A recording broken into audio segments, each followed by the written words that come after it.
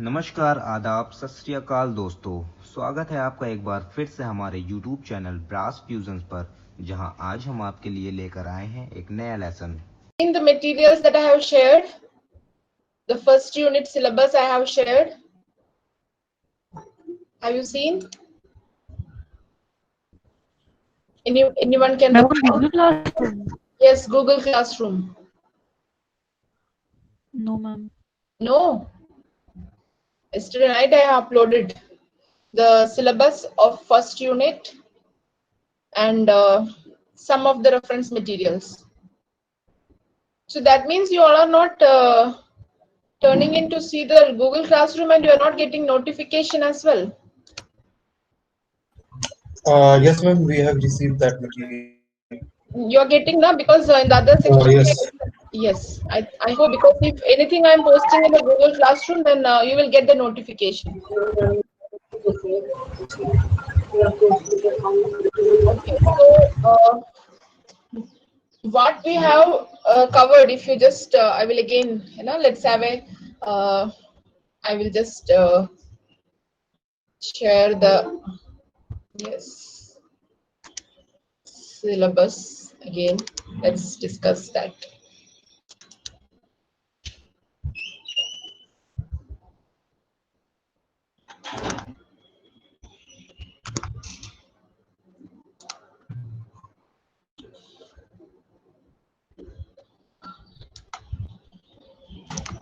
So this is the document which I shared with you regarding the first unit.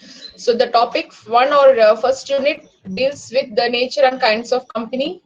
And in this, as you can see, we discussed the company evolution, history, advantages, and all the aspects. Company partnership, difference, comparison, and limited liability partnership. So, I will again brief you this part today. Okay, this part I will brief you today again. Then company amendments ordinance just for the reference, and the bill also just for the reference, and this will be required whenever we refer the coming classes relating to the amendments that has carried out.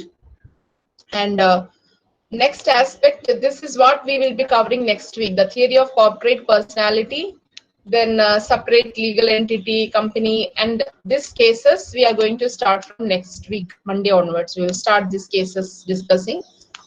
And this third part also we covered different types of companies: public company, private company, holding, subsidiary company, a small company, one-person company, foreign company, government company. And apart from that, we also discussed the aspect of producer company. We also discussed the producer company aspect, right? Now let's see that what have you heard about the joint venture company? There is one more aspect I would like to give the reference, that is known as associate company. Okay, though it is not in your syllabus, but I think that we should know this also when we are discussing about the different types of company, because this is introduced in the year 2013, this type of company. Just let me check the provision. Section 2, subsection 6.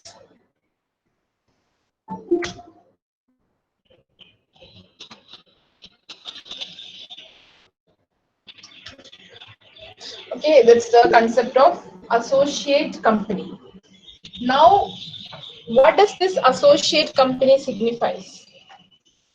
Is it association, or what type of the reference is there with regard to the associate company? I think we covered the one-person company perspectives, right? है ना? हमने one-person company तो last class में complete किया था, to my if I believe, है ना? Yes, ma'am. Yes. So one-person company we have discussed. So the associate company, that's what I just want to give you as a reference, because it is not there in your syllabus as such, but still. So if you have a look into section 2, subsection 6, the associate company in relation to other company, it means A company in which, let me see whether I can show you the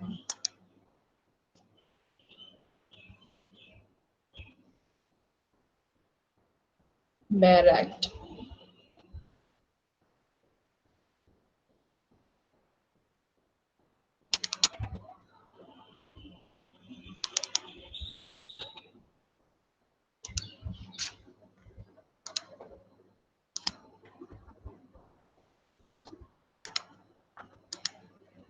Yes, is it visible now? Is the screen visible to you? Yes, Yes, ma'am. ma'am. Yes. So let's have a look at section 2, subsection 6.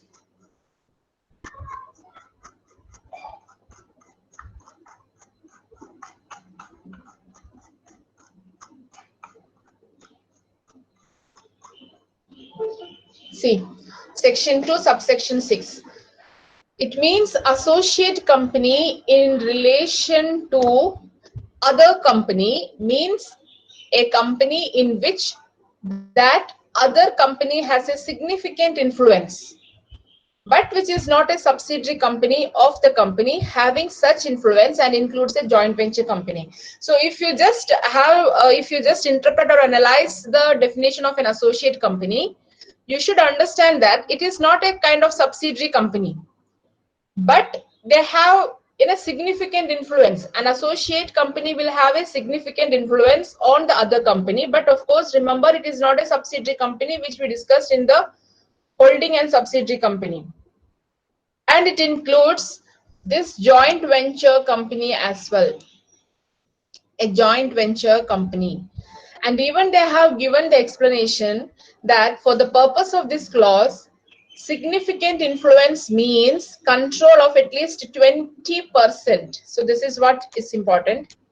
20% जो है 20% of total share capital. See, 20% of total share capital or of the business decisions under an agreement.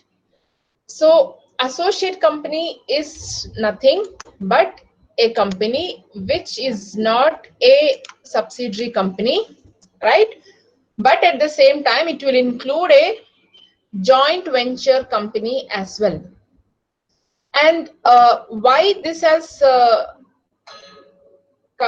communicated, or why this was introduced, it's because the to make the easy business or to encourage that not becoming a subsidiary or a holding company, also you can venture into the company.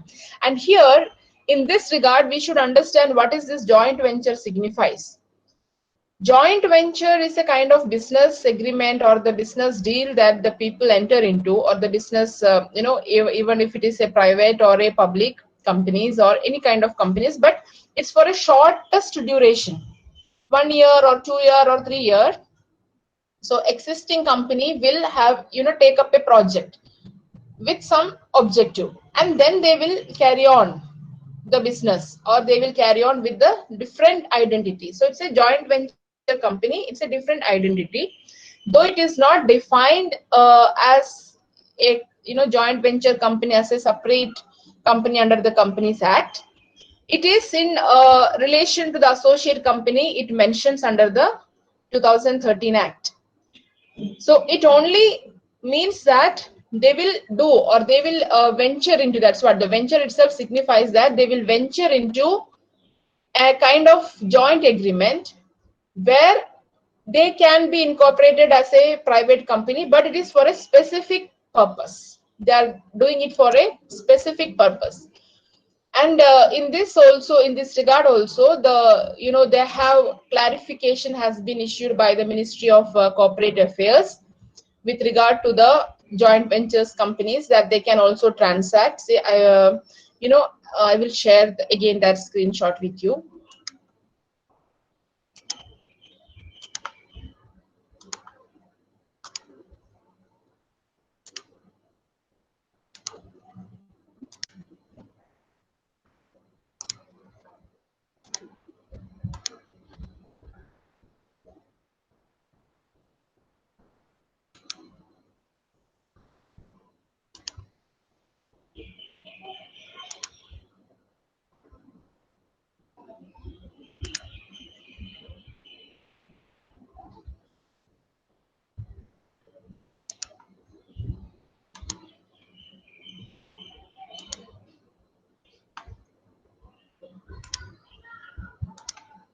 Can you see this?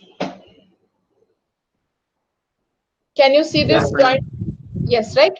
So this is what, this is the website of the Ministry of Corporate Affairs, and then they have given the clarification with regard to the joint venture, agreements. So it means that capital and technology. So they have given the explanation, and it was earlier part of your contract law, and they were not brought under the Companies Act. So it was treated like a different entity, right? But now under the Companies Act and bringing them in tune with the associate company, this joint venture companies are also brought under the purview of the Companies Act. See, that's what they say.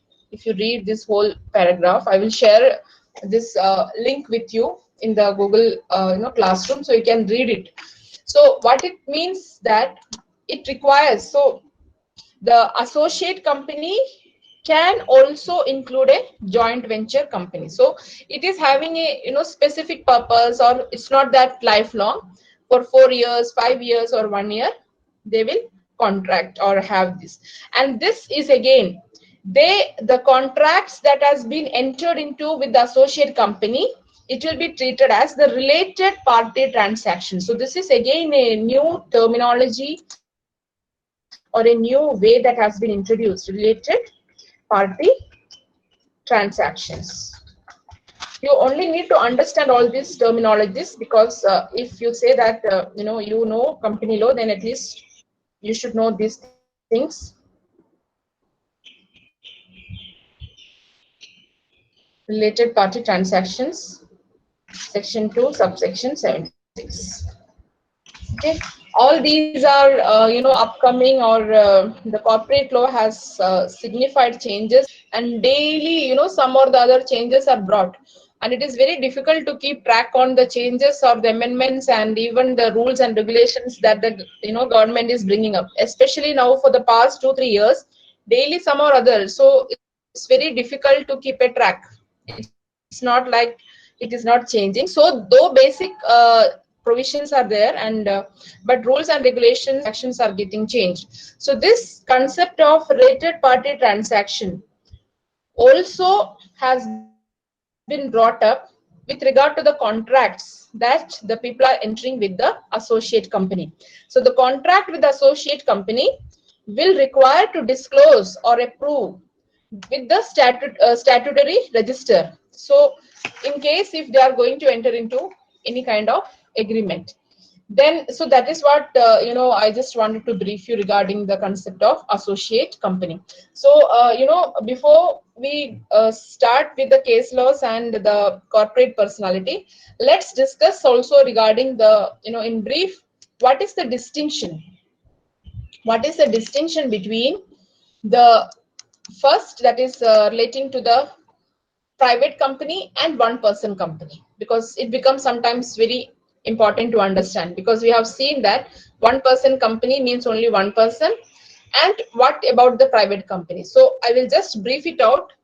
First, with regard to the registration requirement, what is required is it is mandatory for regulation of both the private company and the one person companies regulation by Companies Act. So both are under the Companies Act, and one person company has been introduced after the 2013 amendment, means Companies Act, that has been amended.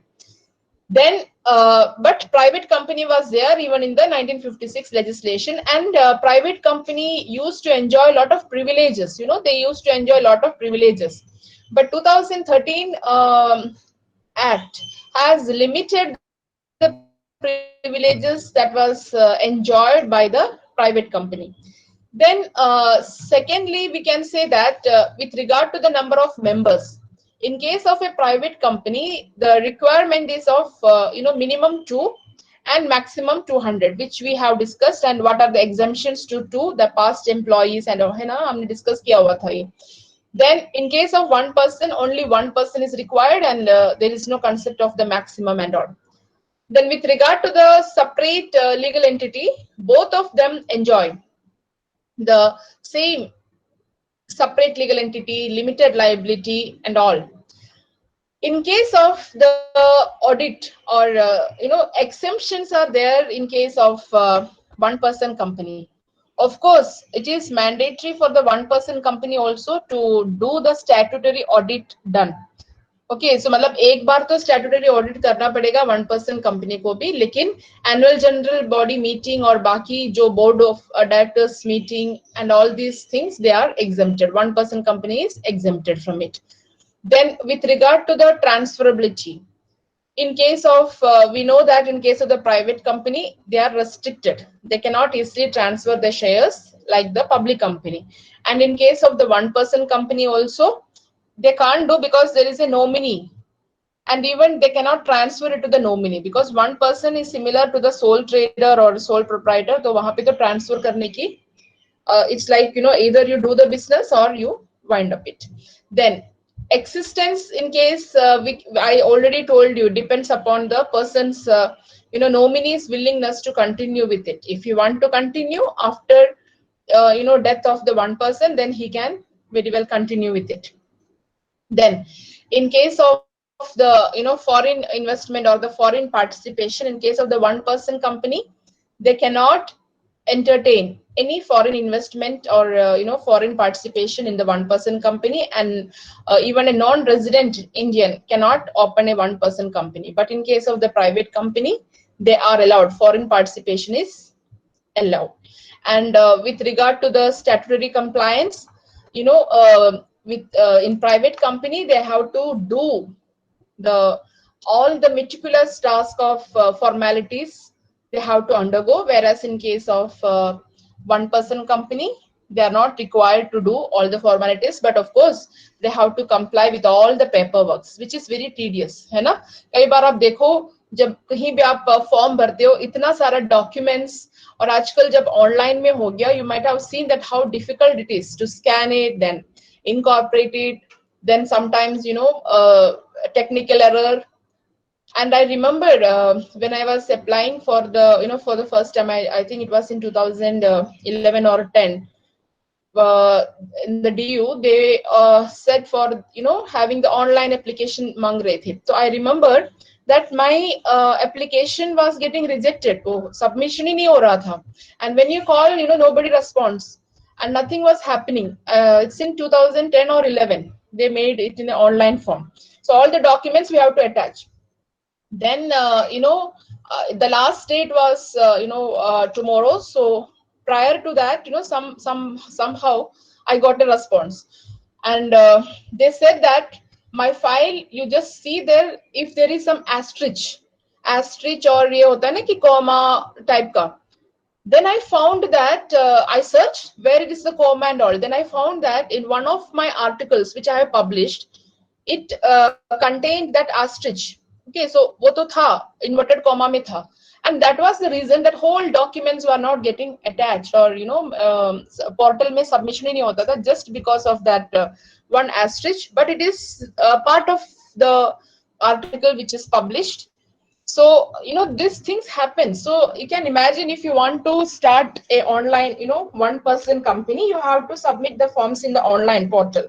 तो वहां पे जाके आप upload करना कोशिश करोगे, you come up with lot of troubles and paper work ज्यादा होता है. लेकिन हाँ, ऑफ कोर्स एक बार रजिस्ट्रेशन हो जाता है, इनकॉर्पोरेशन हो जाता है, then it is easy for you to transact the one person company compared to private company, because private company में आपको बाकी लोगों को भी साथ में लेके जाना पड़ेगा, और उनका भी whatever they wish or their understanding, that also you have to comply with. So this is what with regard to the difference or the distinction with regard to the one person company, then the private company, and of course the partnership firm. So you already know, I hope so.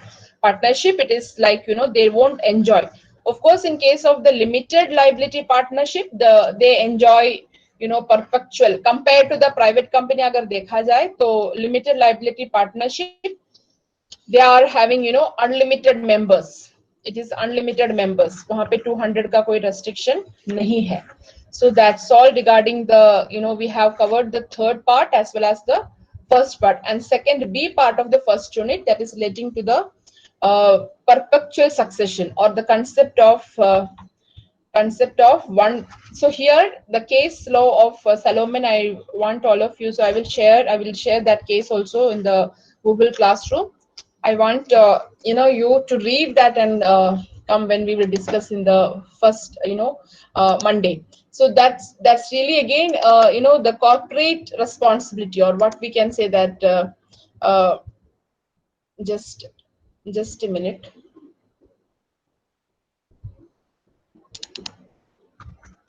Yes, a theory of corporate personality. How will you define this? So just an introductory part. See, is there how the theory has evolved and how the concept of separate legal entity has been originated. So this concept, these cases, it starts, and it's a very landmark case in the England report in 1895. You can see the House of Lords, they discussed. Because if we again search in the history, we can see that the concept of company was not evolved. What was there is that a person or whoever is dealing with the business, they will take the responsibility as such, as their own. They cannot separate their personal things from the professional things or from the business. So they were treated as one person, and if you remember the royal charter, they have to get. So if more persons are involved, then they should get. So suppose here one person. So in the Salomon case, that's what it. I just give you a brief idea about that case. Maybe many of you will be knowing also. So a person, a very shoe manufacturer. He was a shoe manufacturer, and he ventured, or he started a business of manufacturing of the shoes.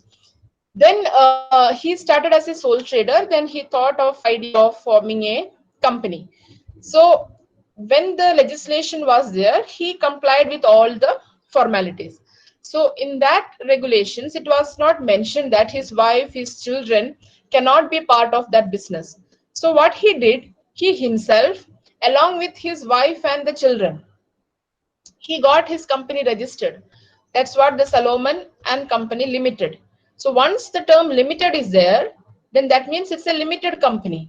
So he complied with the rules and regulations that is required. Suppose if I am also doing whatever is required in the one person company or a private company, जब आप पूरा rules and regulations follow करके जब आपको certificate मिल जाता है, then it means that you are legally a different person, or you are enjoying a legality of it, right? So at that time the question comes. So after that he went into liquidation and all the aspects. So वहां पे एक चीज थी कि he became the उनका जो credit था उसमें वो सिक्योर्ड क्रेडिटर भी बन गया. सो अनसिक्योर्ड क्रेडिटर्स थे जिन्होंने लोन दिया था ये कंपनी को. तो उन्होंने कहा कि देखो he himself is a secured creditor. तो जब बाइंडिंग अप और ये सब सोल्यूशन आया तो he himself is going to get preference first. तो बाकी लोग जो है जिन्होंने लोन और एडवांस दिया था वो अनसिक्योर्ड थे. तो उन्होंने कहा कि ये कैसे हो सकता है, क्योंकि एक ही बंदा है, सब कुछ उनका ही है, डायरेक्टर्स भी और सब कुछ, और उन्होंने सिक्योरिटी भी लेके दी. तो that's why you can't blame the company later on. So when you are going to transact with anything, you should think twice and you should read the prospectus. You should read what you are going to enter into. Later on you can't blame them if they say that they were secure. So in that case the court brought up this concept of separate legal existence. So they said that even if the Solomon himself was a person who incorporated it, but he followed the due process of the law, and he followed the principles that need to be followed. So you cannot blame him. And if he was the secured creditor, that was also a non-fact. You would have asked him. So now it's like they are unsecured creditors, so their claim will be according to whatever is left, then that will be given to them. So it became a tragedy for unsecured creditors.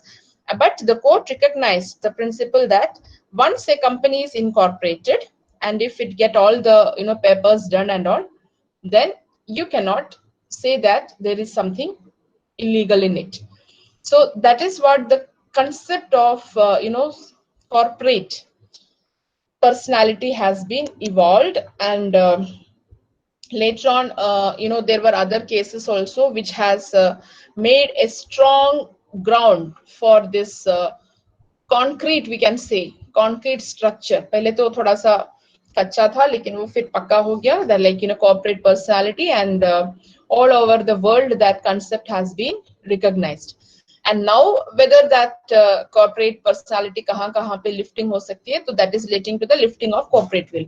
So this regard corporate personality, then the perspectives relating to it, the Salomon's case and all, we will be discussing in the coming classes. So far we have covered up the different types of the companies, then the definition of the company and related aspects to it. So if you have any doubts relating to this before we start with the theories, you are welcome to ask me. Okay.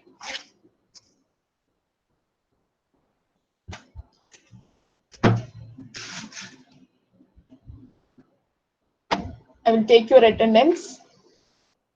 No. Yes, please. Can a private company transfer their shares to outsiders or not? No, see, it is subject to the articles. It is subject to the articles of they are. It's not that they cannot, but subject to the restriction. They should get the permission. Then they can. In the public company, na, you need not wait for getting somebody's permission. है ना? Public में आप किसी को भी transfer कर सकते हो. लेकिन private में उनका जो restriction जो है, permission लेना पड़ेगा. Okay. Thank you.